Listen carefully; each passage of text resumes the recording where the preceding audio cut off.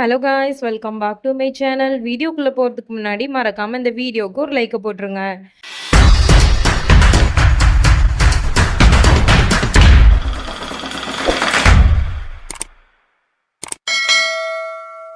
நம்ம ஹீரோவுக்கும் ஹீரோயினுக்கும் ஒரு ஃபைட் இருக்கும். ஸோ அதை சமாதானப்படுத்துறதுக்காண்டி ஹீரோயினை கெஃபேக்கு கூப்பிட்டுருப்பான். அந்த சுச்சுவேஷனில் சஞ்சனான்னு ஒரு பொண்ணு ஹீரோவை போலீஸ் ஸ்டேஷனுக்கு கூப்பிட்டுருக்கோம். ஸோ நம்ம ஹீரோயின் வெயிட் பண்ணிகிட்டே இருப்பாங்க கெஃபேயில். அவங்க டீ குடிச்சிட்டு அந்த டீயோடவே ஃபோனை அந்த பிளேட்லேயுமே வச்சிடுறாங்க. ஸோ திலீப் ஃபோன் பண்ணுறான். ரோஹிணி ஃபோனை எடுக்கலை, அட்டன் பண்ணல.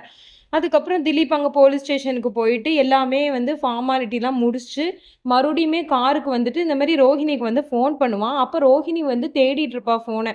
ஐயோ, ஃபோன் எங்கே போச்சு அப்படின்ற மாதிரி தேடிட்டு இருக்கும்போது சர்வர் ஃபோனை கொடுத்துருவான். உடனே இவங்க பார்த்துட்டு என்ன இவ்வளோ மிஸ்காலர் பண்ணியிருக்காங்க திலீப் அப்படின்னு சொல்லிட்டு திரும்பி கூப்பிடுவாங்க. பட் திலீப்போட ஃபோனு ஸ்விட்ச் ஆஃப் ஆகிடும். அப்புறம் நம்ம ஹீரோயின் வெயிட் பண்ணிட்டு பார்த்துட்டே இருப்பாங்க. இவன் வர்ற மாதிரி தெரிஞ்சிருக்காது. ஸோ அவங்க எஞ்சி போயிருப்பாங்க. அந்த இடத்துக்கு திலீப்பும் வாரான். அவங்க போனதுக்கப்புறம் என்ன போயிட்டாலாம் அப்படின்ற மாதிரி அவனும் பார்க்குறான். அப்புறம் வீட்டுக்கு வாரான். வீட்டில் ரோஹிணி ஒர்க் பண்ணிட்டு இருப்பாங்க. ஸோ அவங்கக்கிட்ட ரோஹிணி இந்த மாதிரி சாரி ரோஹிணி, நான் உன்கிட்ட பேசணுன்னு தான் வர சொன்னேன் அப்படின்ற மாதிரி அவங்க எக்ஸ்பிளைன் பண்ண வருவாங்க. நிப்பாட்டுங்க. அதாவது எனக்கு தேவைப்படுற நேரம் நீங்க என் கூட இருக்கவே மாட்டீங்க.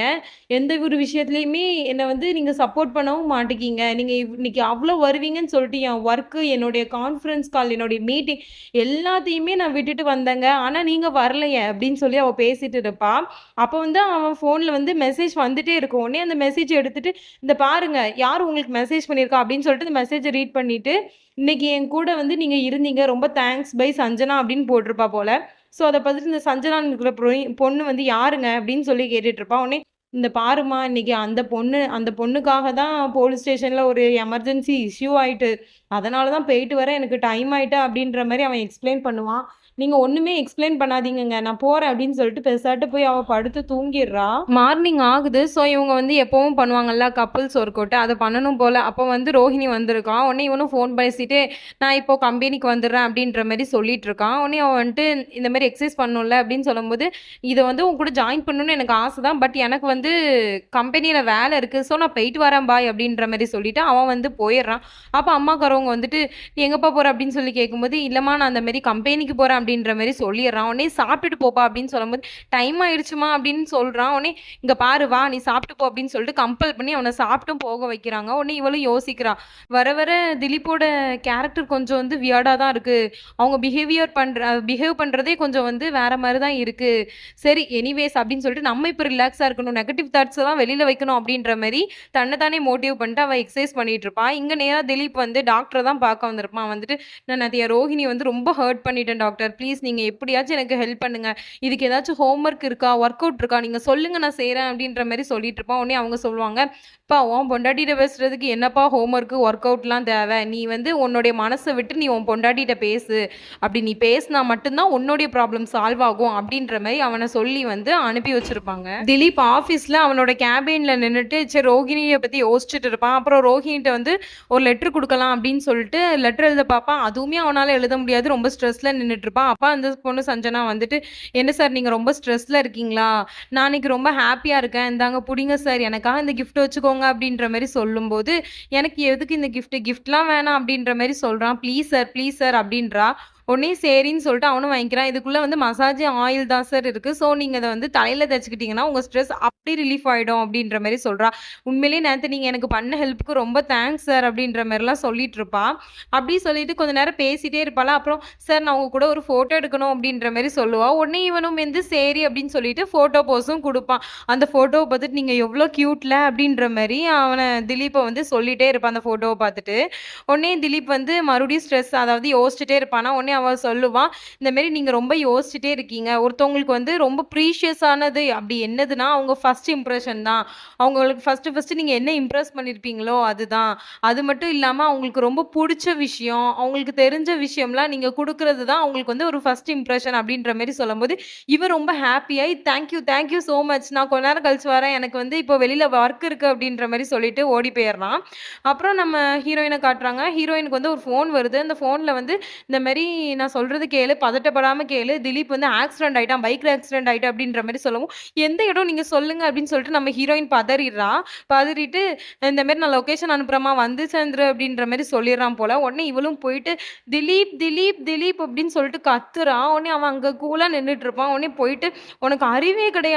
ஏன் இந்த மாரிலாம் நீங்க பொய் சொல்றீங்க? அப்டின்னு சொல்லிட்டு அந்த சைட்ல இருந்து போக பாப்போம். உடனே ஒரு நிமிஷம் ரோஹிணி இரு ரோஹிணி அப்டின்னு சொல்லிட்டு சாரிம்மா அப்டின்னு சொல்றான். உடனே நீங்க விளையாடாதீங்கங்க. ஆக்சிடென்ட் ஆயிட்டுன்னு பொய் சொல்வீங்களா? ஏன் இப்படிலாம் பொய் சொல்றீங்க? அப்படின்னு சொல்லி கேட்கும்போது, இந்த பாரு ஃபர்ஸ்ட்டு வந்து உனக்கு எப்போ என் மேல ஃபர்ஸ்ட் இம்ப்ரஷன் எப்படி வந்துச்சு சொல்லு அப்படின்னு சொல்லிட்டு அவன் வந்து பேச ஆரம்பிக்கிறான். பேச ஆரம்பிச்சுட்டு, நான் பண்ணதெல்லாம் தப்பு தான். சாரி எனக்கு ஒரு சான்ஸ் குடேன் அப்படின்ற மாரி சொல்லிட்டு, சரி ஒரு நிமிஷம் என் கூட வா அப்படின்னு சொல்லிட்டு அவ கண்ண மூடிட்டு, நேரா அவள வந்து ஒரு அதாவது ஒரு பேனர் கிட்ட கொண்டு போறான். ஸோ அவ வந்து இது பார்த்தோனே அவளுக்கு ரொம்ப ஷாக்கா இருக்கு. அதுல வந்து ஆஷாஸ் பிரைமரி ஸ்கூல் தான் இருக்கு. ஆஷா அப்படின்றது வந்து ரோஹிணியோட அம்மா பேரு. ரோஹிணிக்கு அம்மா வந்து இல்ல. ஸோ அவங்க பேர்ல வந்து இவளுக்கு பிரைமரி ஸ்கூல் ஆரம்பிக்கணும் அப்படின்றது ஃபர்ஸ்ட்டு ஒரு கனவாவே இருக்கும். உடனே இத பார்த்துட்டு அவன் சொல்றான், இந்த மாரி நம்ம பசங்கள இங்கேயே படிக்க வைக்கலாம் அப்படின்ற மாரி சொல்லிட்டு, நீ என் கூட சப்போர்ட்டா இருப்ப தானே அப்படின்ற மாரிலாம் கேட்குறான். உடனே அவளுமே ஹக் பண்ணிட்டு, நீங்க இந்த மாரிலாம் பேச மாட்டீங்களா? நீங்க பேசுறது ரொம்ப அழகா இருக்கு திலீப் அப்படின்ற மாரிலாம் சொல்லிர்றா. நம்ம ஹீரோயின் வந்து இந்த கிஃப்ட்ட பார்த்துட்டு இருப்பாங்க. பார்த்துட்டு இருக்கப்போ, உங்க கிஃப்ட் நல்லாருக்கு திலீப் உண்மையிலேயே அப்படின்ற மாரி சொல்லுவா. உடனே இல்ல ஸ்ட்ரெஸ் ரிலீஃப்ன்னு போட்டிருக்க. சரி வாங்க நான் உங்களுக்கு வந்து தலையில தேய்ச்சு விடுறேன் அப்படின்ற மாரி சொல்லுவா. உடனே அவனுமே உட்கார்ந்துருப்பான். தலையில தேய்ச்சு விட்டுட்டு இருக்கும்போது, அவ கைய புடிச்சுட்டு அப்படியே கீழ உட்கார வச்சுட்டு, "நீ தான் என்னுடைய உண்மையிலேயே ஸ்ட்ரெஸ் ரிலீஃப்" அப்படின்னு சொல்லிட்டு ரொம்ப க்ளோஸா இருப்பான். அப்புறம் திடீர்னு பார்த்தா, அவ ஃபோன்ல வந்து ஒரு மெசேஜ் வரும். இந்த மாரி நாளைக்கு டாக்டர் அப்பாயின்ட்மென்ட் அப்படின்ற மாரி மெசேஜ் வந்திருக்கும். இத பார்த்துட்டு அவன்ட்டயுமே சொல்லுவா. உடனே அவன் சொல்லுவான், "நான் உனக்கு டாக்டர், அப்புறம் நீ" அப்படின்னு சொல்லிட்டு, "சரி நம்ம நாளைக்கு கண்டிப்பா போணுமா?" அப்படின்னு சொல்லும்போது, அந்த டாக்டருக்கு தான் இவ்ளோ கிரெடிட்டுமே. ஸோ, நம்ம கண்டிப்பா நாளைக்கு போணுங்க அப்படின்ற மாரி அவ சொல்லுவா. உடனே இவங்க 2 பேத்துக்கும் வந்து பில்லோ ஃபைட் ஆயிடும். ஸோ, நல்ல கியூட்டா பில்லோ வச்சு ஃபைட் பண்ணிட்டு இருப்பாங்க. அப்போ அவங்க குழந்தைங்க எல்லாருமே வந்துட்டு அந்த பெட்ல உட்காந்துட்டு எல்லாருமே வந்து ஜாலியா ஃபன் பண்ணிட்டுருப்பாங்க. அப்போ அந்த சஞ்சனா பொண்ணு நம்ம ஹீரோவுக்கு ஃபோன் பண்ணும். ஃபோன் பண்ணிட்டு, "சார் இந்த மாரி எனக்கு ஒரு ஹெல்ப் பண்ணுங்க.